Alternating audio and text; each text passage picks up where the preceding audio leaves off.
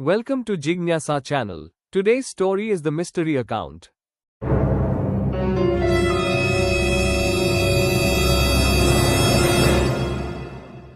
Rahul Malhotra was sitting at his desk at midnight. His room was dark except for the blue light of his laptop screen. He was editing a video for his YouTube channel about hidden data in image files. It was boring, careful work. He liked it. Then a notification came up on his phone. He almost did not look at it. He got many notifications. Most of them were nothing. But this one stopped his heart.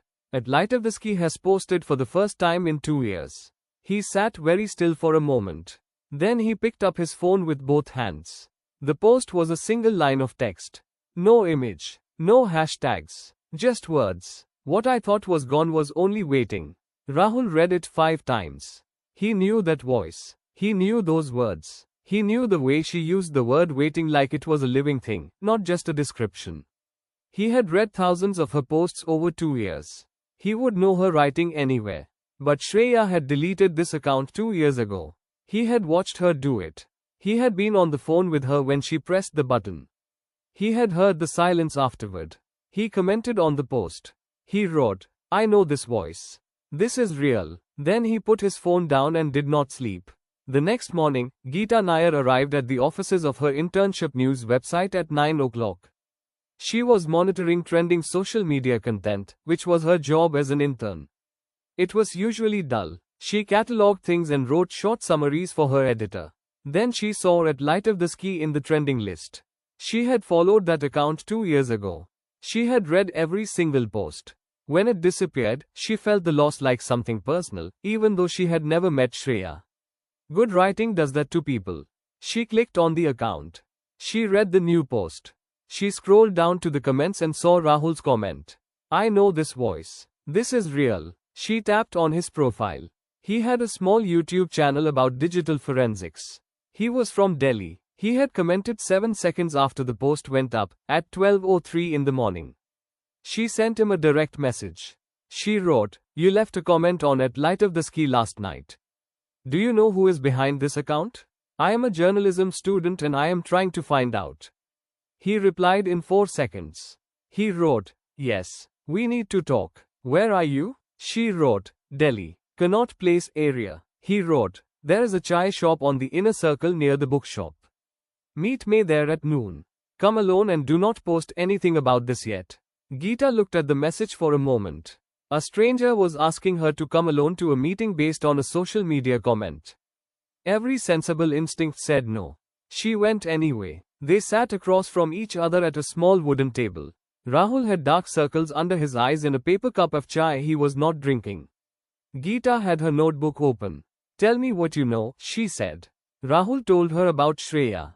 About the account. About the phone call 2 years ago. He told her everything except the one thing he was most ashamed of, which was that Shreya had asked him for help that night and he had said he did not know what to do, and the next morning the account was gone. Geeta listened without writing anything down. When he finished, she said, "So you think this is really her posting again?" "I think someone who knows her very well is posting," Rahul said carefully. "Whether it is her or not, I cannot say yet." "How do we find out?" He put his phone on the table. "Look at the post again. Look at the image attached to the second post that went up this morning while you were on your way here."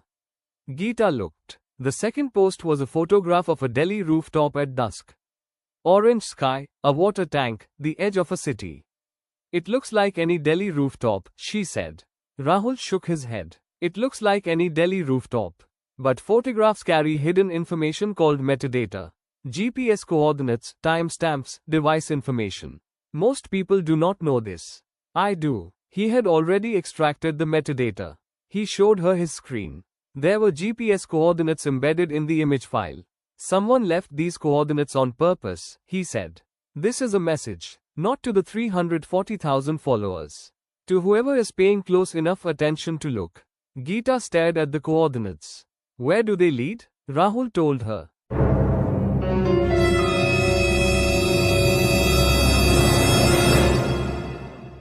The GPS coordinates led to a small chai shop in Lajpat Nagar. It was a narrow, old place with mismatched chairs and a hand-painted menu on the wall. It smelled of cardamom and rain and old wood. Rahul and Geeta walked in together. A thin elderly man with white hair was wiping down the counter. He looked up when they entered.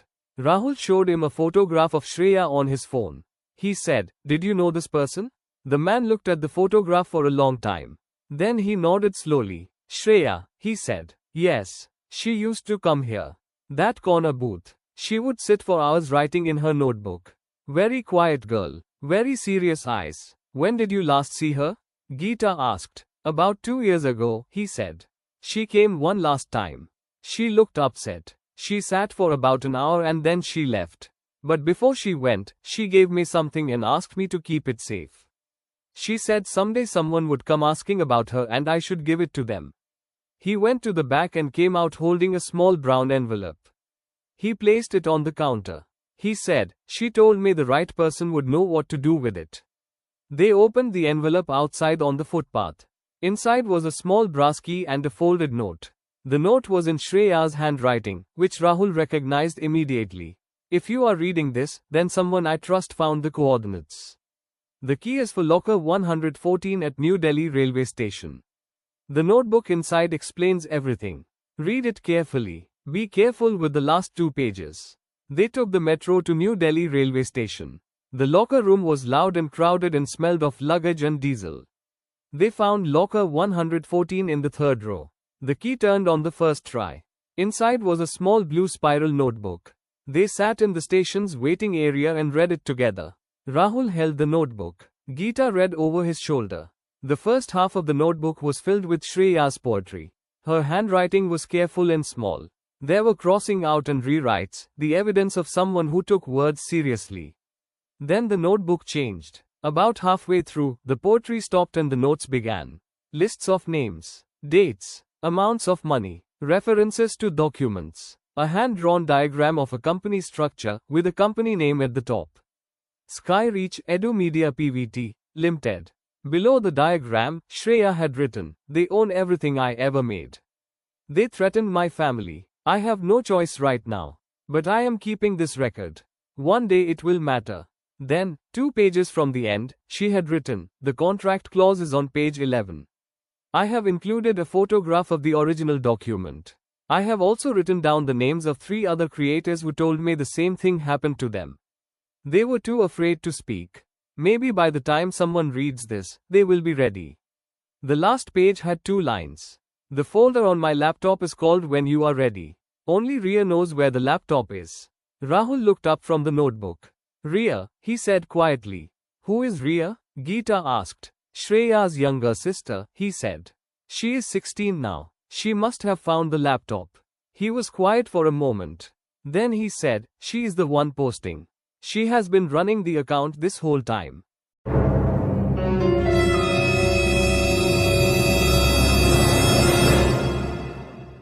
Rahul called Shreya first. He had not spoken to her in 2 years but he still had her number. It rang 4 times and then she picked up. There was a long silence on both ends. Then Shreya said, "You found the notebook?" "Yes," Rahul said. Another silence. Then she said, "It was not supposed to be Ria. I was going to do this myself when I turned 18 and the agreement expired. But Ria found the laptop 6 months early and I could not stop her. She will not listen to me." "Is she safe?" Rahul asked. "For now," Shreya said. "But she made a mistake. She posted from our home Wi-Fi the first 2 times. If Skyreach traces the IP address, they will find her." "How long do we have?" "I do not know," Shreya said. "Maybe days. Maybe less." Geeta had been listening on speaker. As soon as Rahul hung up, she was already typing on her laptop. "I need to speak to Ria directly," she said. "And I need to see the folder." Rahul messaged Ria through the @LightofThisKey account, using a private channel they had set up. Ria responded in 10 minutes. She was cautious at first. Then she agreed to a video call. Ria appeared on screen looking younger than 16 but with eyes that were much older. She had Shreya's same careful way of watching people. "You are the one from the YouTube channel," she said to Rahul. "Shreya used to mention you." "Yes," Rahul said. "And this is Geeta. She is a journalism student. She can help." Ria looked at Geeta for a long moment. Then she said, "The folder has everything." Shreya's original poems with the original dates and file creation timestamps. The contract documents she photographed before she signed. Email chains where Skyreach's legal team threatened her. Screenshots of the clause they used. And statements from 3 other creators who agreed to go on record. How did Shreya get statements from other creators if she was under a silence agreement? Geeta asked. Rhea almost smiled. She did it before the agreement.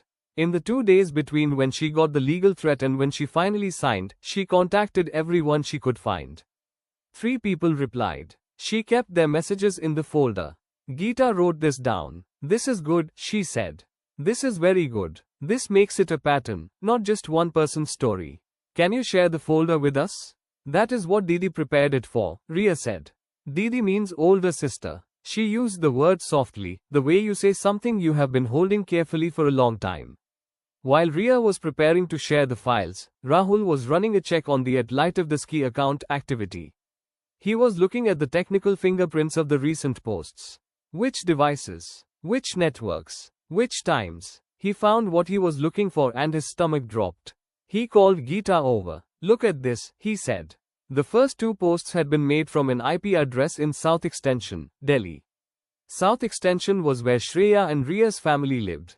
The third post, from earlier that morning, had been made from a different IP address.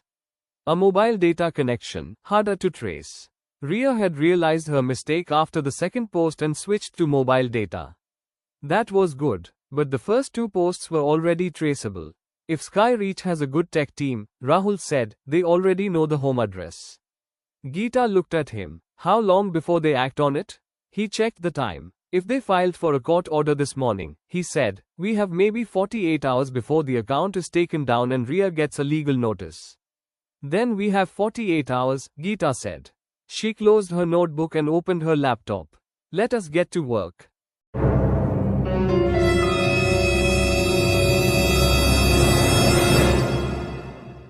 They divided the work. Rahul handled the technical side. Geeta handled the publishing side.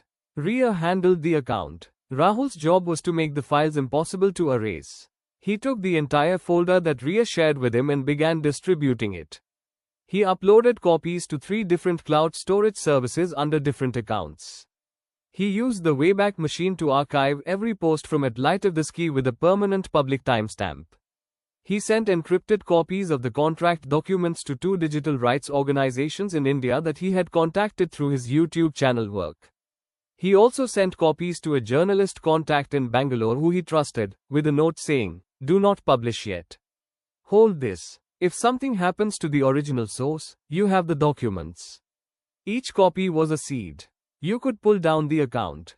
You could send legal notices. But you cannot unsend an email.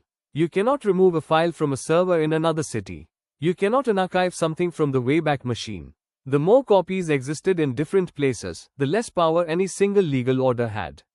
Geeta's job was to build the story. She read every document in the folder 3 times. She called the 3 other creators whose statements Shreya had collected. One of them did not pick up. One of them said they were still afraid and ended the call. But the third one, a 19-year-old girl from Pune named Divya who made science explainer videos, said, I have been waiting for someone to call. Tell me what you need. Geeta wrote for 6 hours. She wrote the full story of @LightOfTheSky. She wrote about the contract clause on page 11. She wrote about the legal threat that silenced a 17-year-old girl. She included quotes from Divya, who described the same clause being used on her own creator agreement. She included the exact wording of the contract clause, which was now in the public record of the archived documents. She showed the draft to her editor at the news website. Her editor read it slowly, twice. Then he said, this is good journalism, Geeta. But we need to verify the documents before we publish. I have the originals, she said. I have timestamps. I have a second creator who confirms the same pattern. And in about 36 hours, we may not have a chance to publish this at all. What do we need? The editor thought for a moment. He said, give me 2 hours to run this past legal. If they clear it, we publish tonight. Meanwhile, Rhea was preparing the most important post of all. In Shreya's folder there was one complete poem. It was the poem that Skyreach had specifically claimed ownership of in their legal letters. It was the poem Shreya had been most famous for. It had never been published in full because Skyreach had blocked every attempt. Ria had read that poem hundreds of times. She knew every line. She typed it into a new post draft and looked at it on her screen for a long time. Then she called Shreya. Didi, she said, I want to post the poem. The real one, the complete one, with your name on it. There was a long pause. Then Shreya said, when? Tonight, Ria said. When the article goes up.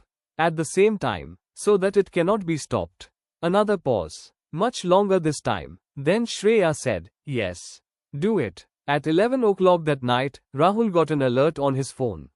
He had set up a monitoring system that would tell him if anyone ran a trace on the Atlitovsky account or on any of the South Extension IP addresses. The alert said, trace detected. Source, Skyreach Corporate Network. He messaged Geeta immediately. They know the address. How close are you to publishing?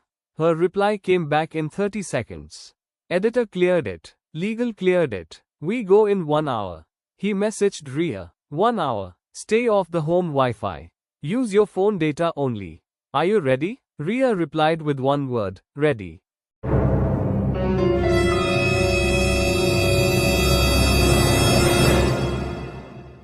At midnight exactly, 3 things happened at the same time. Geeta's article went live on the news website. The headline was, How a Leading ED Tech Company Silenced a Teenage Poet and Claimed Ownership of Her Work.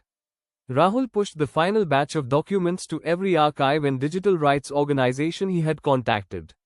He sent the journalist in Bangalore a message, you can publish now. And Ria, sitting cross-legged on her bed in South Extension with her phone in her hands, published the last post. The last post from Atlitovsky. This poem was written by Shreya Kapoor when she was 16 years old. No company owns it. No contract covers it. No legal notice can unpublish it now. It belongs to whoever reads it. By Shreya Kapoor. I built a house from words because I had no other. Bricks. I left the door open because I wanted you to walk in. Someone came in the night and said, this house is mine now. But they were wrong. A house made of words belongs to everyone who has ever felt exactly this way. And that is all of us.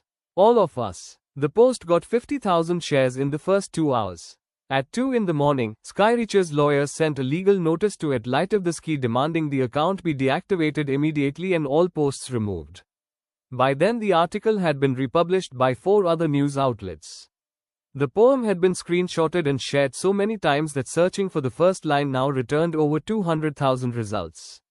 The archived documents were available on 12 different servers. 2 more creators had come forward in the comments of Geeta's article saying the same thing had happened to them. The legal notice arrived 31 hours too late. 3 weeks later, a digital rights organization filed a formal legal challenge on Shreya's behalf, arguing that the contract clause was invalid because she had been a minor when she signed it and had not received independent legal advice. 2 national newspapers had written follow-up pieces. Skyreach issued a statement saying they were reviewing their creator contracts. Several other ED tech companies quietly updated their own contracts in the following month. It was not a perfect ending. These things really are. Skyreach was still a large and powerful company. The legal case would take a long time. Shreya would not get all her years back. But the poem was out. Her name was on it. And no one could take that back. Rahul called Shreya the morning after the article went up. She picked up on the second ring. Her voice sounded different from 2 years ago. Lighter, somehow, even though nothing was fully resolved yet. I am sorry, Rahul said. For 2 years ago, you asked me for help and I said I did not know what to do. Shreya was quiet for a moment. Then she said, you found the notebook. You were paying attention when it mattered. That is what counts. He did not say anything for a moment. Then he said, your writing is still extraordinary. She laughed. It was a real laugh. He had not heard that sound in 2 years. I know, she said. They could not take that part. Geeta was at her desk when her editor called her in. He said, the article has been read by 1.4 million people. 3 other outlets want to interview you. And we have a permanent position here for you when you finish your degree. She sat down in the chair across from his desk. She thought about the first time she had read Atlitovsky, 2 years ago, late at night in her room in Kolkata. How a stranger's words had made her feel less alone. She thought about Rahul's comment at 12:03 in the morning. I know this voice. This is real. She thought about Ria sitting on her bed pressing post with both thumbs.